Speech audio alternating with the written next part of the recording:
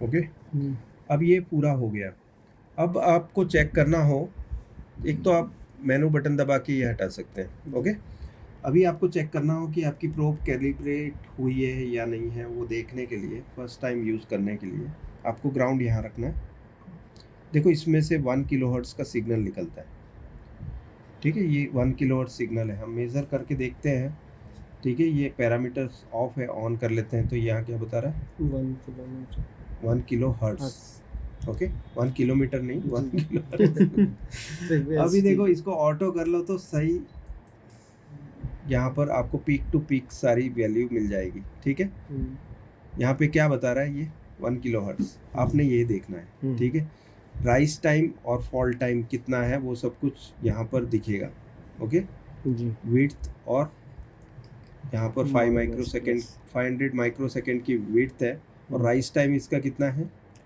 24 microsecond का। Fall time है 20 microsecond, 24 ही है ऐसे, ठीक है। ये दोनों एक ही माइक्रोसेकेंड से हो रहे हैं, मतलब फॉल टाइम मतलब बंद होने का टाइम, राइज टाइम मतलब चढ़ने का टाइम, ठीक है। और फ्रीक्वेंसी जो है वो ये पीरियड है, जो कांस्टेंट पीरियड।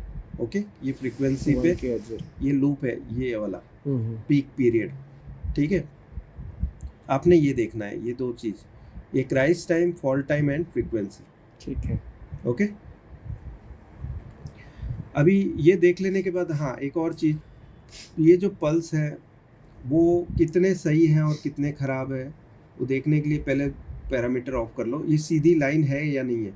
देखो नहीं है लाइन तो यहाँ पर एक प्रीसेट है, ठीक है, इसको घुमा के आप ठीक कर सकते हैं। यहाँ दिखा दो आप जी।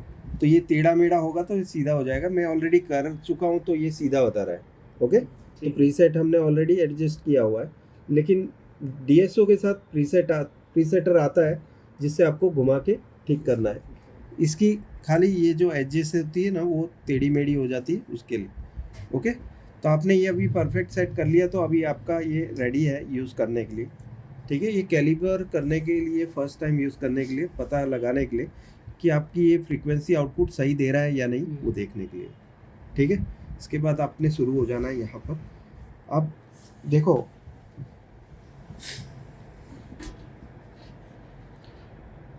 हमने पावर सप्लाई कनेक्ट किया, लोड ओपन हो गया।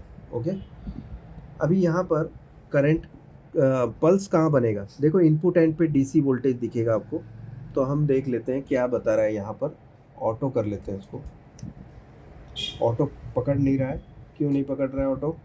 बिकॉज मैंने समझाते समझाते क्या बोल दिए, कर दिया, एसी कर दिया। ओके, अब देखो ये बता रहा है कितना है, मैंने कितने वोल्ट पर डिवीज़न रखा हुआ है यहाँ पर।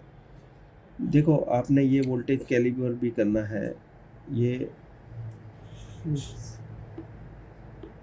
0.5 की जगह 10 पे होना चाहिए, ठीक है। अब सही है। ओके, अब 2 वोल्ट पर डिवीज़न है, 2 वोल्ट 2 वोल्ट 4 वोल्ट हुआ, और ये 6 वोल्ट है टोटल ऊपर तक, और बीच में है तो 5 वोल्ट, ठीक है। ओके जी, अब यहाँ पे पल्स होना चाहिए। हमने डीसी साइकिल देखी, पल्स नहीं देखी, ठीक है। यहाँ पे डीसी वोल्टेज आ रहा है, मतलब पल्स नहीं है, 5 वोल्ट है ये, ठीक है। अभी ऑन करने के समय पे क्या यहाँ पर वो रहता है, हम वो देखेंगे। अब ऑन करते समय कुछ भी पल्स पहले बनता है या नहीं, बनने की कोशिश करता है या नहीं? ओके, नहीं बनता, ठीक है। तो ये DC to DC IC is not functioning. Okay, ये क्लियर? इसमें ऐसी कपलिंग करके देखा जाए, एसी से नहीं होगा। डीसी देखो, पल्स हमेशा डीसी में ही चेक करते हैं। तो आपने पहले क्या करना है, यहाँ पर निकाल देना है वायर, वोल्टेज की सेटिंग पहले करनी है। कोई भी वोल्टेज आप एक्सटर्नल सोर्स से कनेक्ट कर रहे हो, कुछ भी हो सकता है। लास्ट आपने 16 वोल्ट चेक किए हो, ठीक है। तो आपने इस वोल्टेज को कोर्स से बढ़ेगा, पॉइंट के वोल्टेज के लिए फाइन होता है, ठीक है। Fine for 0.1 0.2 0.3, course for 1 2 3 4 5 6 like that. Okay, तो आपने कोर्स से इसको 12 वोल्ट कर देना है। अब सप्लाई ओपन हो या ग्राउंड ओपन हो, करंट जीरो रहेगा, ठीक है। हमने आप करंट देना है इसको। अब देखो ये कितना बता रहा है, 100 मिली एम्पियर, वो कितना बता रहा था, 80 मिली एम्पियर। ओके, 100 से लेके 135 मिली एम्पियर तक इस ओके कंडीशन। शॉर्ट कंडीशन कब होगी, जब लोड बढ़ेगा। लोड बढ़ेगा कब, जब एम्पियर बढ़ेगा। ठीक है, एम्पियर और लोड दोनों साथ साथ में को रिलेटेड थिंग्स है। ठीक है, तो आपको पहले देखना है कि इसमें क्या 3.3 वोल्ट की पल्स बन रहे हैं। अब देखो पल्स बनने वाली जगह कहाँ पर है, आईसी पर जहाँ पर स्विच से कनेक्टेड कॉइल है वो जगह आपको पल्स दिखनी चाहिए आपको। ठीक है, पल्स बन रहा है। ओके, अभी मैं इसको सेट करूँ इसकी फ्रीक्वेंसी। ओके, वोल्टेज भी हमने कम रखा है, 2 वोल्ट पर डिवीज़न है। इसको हम बढ़ाएंगे एंटी क्लॉकवाइज। ठीक है, 5 वोल्ट पर डिवीज़न रखा है, तो ये कितने हो गए, 5 5 10 12 वोल्ट पीक टू पीक है ये। ठीक है, पीक टू पीक ये इसकी एम्पलीट्यूड है। ओके, तो ये पल्स है। करंट देखना हो, फ्रीक्वेंसी देखनी है आपको, तो आपने मेजरमेंट दबाना है और पैरामीटर्स देखना है। 770 किलो हर्ट्ज से ये बंद और चालू हो रहा है। इसकी राइज टाइम और फॉल टाइम क्या है, राइज टाइम है 200 नैनो सेकेंड, फॉल टाइम है 36 नैनो सेकेंड। पल्स की विड्थ क्या है, 356 नैनो सेकेंड की। ठीक है, फॉल टाइम की कितनी है, 932 नैनो सेकेंड।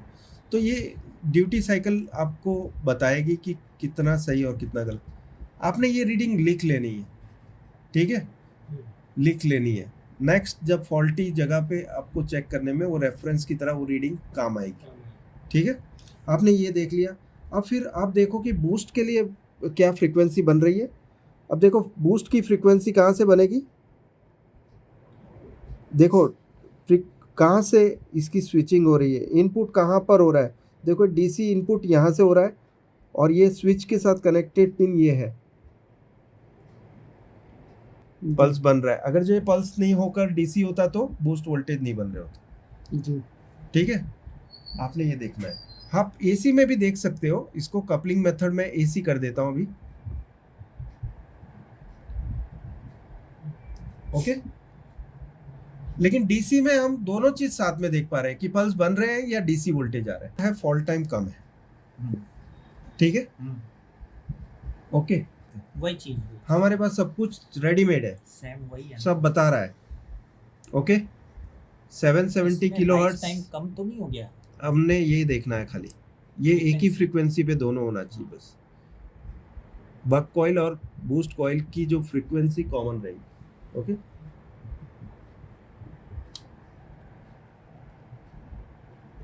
ठीक है, आपने ये देख लेना है। और ये अगर जो पल्स बन रहे हैं, फ्रीक्वेंसी दिख रही है, तो फिर इसका मतलब बूस्ट वोल्टेज बन रहे होंगे। आपने वोल्टेज देखना है फिर। ठीक है, इस समय पे 100 मिली एम्पियर तक बताए तो इट्स ए ओके कंडीशन। अगर जो 80 मिली एम्पियर बता रहा है तो खाली 3.3 वोल्ट बन रहा है। ठीक है, और अगर जो आपने पैनल भी कनेक्ट कर रखी है तो 135 तक बताए। जो भी वोल्टेज फ्लो हो रहा है सर्किट में, कंज्यूम हो रहा है, जाके वहाँ पर उसका काम आ रहा है, वहीं आपको लोड दिखेगा। मैं अगर जो कॉफ हटा दूँ तो लोड दिखेगा 16 वोल्ट की लाइन में? नहीं। अगर जो 16 वोल्ट की लाइन गामा आईसी में जा रही तो उतना लोड दिखेगा जितना गामा आईसी कंज्यूम कर रही है। 16 वोल्ट से चल रहा है गामा आईसी, तो गामा आईसी जितना कंज्यूम कर रही है उतना ही लोड यहाँ दिखेगा। अगर जो मैं सर्किट को ओपन करके यहाँ करंट लेता हूँ, ठीक है, या इस मीटर का यूज करता हूँ सिर्फ 16 वोल्ट की लाइन को फोकस करने के लिए, 16 वोल्ट ही देता हूँ वहाँ पे और चेक करता हूँ करंट की कंडीशंस। ठीक है, तो मुझे पता चल जाएगा कहाँ पे गड़बड़ी है, क्योंकि मुझे तो लेना देना करंट से है। मुझे ये समझ में आता है कि ओपन क्या है, शॉर्ट क्या है, करंट देखकर। ठीक है, तो मैं करंट से ही पहचान लूंगा कि सही है सर्किट या गलत है या ओपन है। ओपन मीन्स काम ही नहीं कर रही है। अब हम समझते हैं कि शॉर्ट कंडीशंस। अभी हमने देखा कि ओपन कंडीशन क्या थी। ठीक है, बूस्ट वोल्टेज नहीं बन रहे। बूस्ट वोल्टेज नहीं बनने का हमने कारण भी देख लिया कि स्विचिंग नहीं हो रही। ठीक है, स्विचिंग नहीं हो रही। अब स्विचिंग नहीं होने का कारण क्या है, इस बोर्ड में जिसमें हमने देखा टिकॉन प्रोसेसर से आने वाला एनेबल सिग्नल बंद। अब ये अवेलेबल नहीं होगा तो स्विच 2 ऑपरेट नहीं होगी, स्विच 1 तो ऑपरेट होगी अगर जो वो 2 स्विच वाला है। हमारी सर्किट में तो ऑपरेट हो रहा है बिकॉज उसके लिए अलग से रेगुलेटर है। 3.3 बन रहे हैं तो 5 वोल्ट से बन के निकल रहे हैं, ठीक है, 5 वोल्ट से बन के 3.3 रेगुलेटर से आउटपुट बन रहा है। तो इस कंडीशन की वजह से यहाँ पर switch 2 is not operating, that means हमारा जो अंदर जो सर्किट है, ऑन ऑफ सर्किट, जो ड्राइव सर्किट जो अंदर मॉसफेट को ऑन ऑफ करवाती है वो काम नहीं कर रही है, ड्राइव आउटपुट नहीं आ रहा मॉसफेट के गेट पर अंदर, और वो ऑन ऑफ नहीं हो रहा है, इसलिए स्विच के पल्स यहाँ नजर नहीं आएंगे, और ये पल्स नजर नहीं आएंगे तो यहाँ voltage input is equal to output, जितना आपने इनपुट दिया है उतना ही आउटपुट आएगा, ठीक है। 5 वोल्ट दिया है तो 5 ही आएगा, 12 दिया है तो 12 ही आएगा, ओके, क्लियर।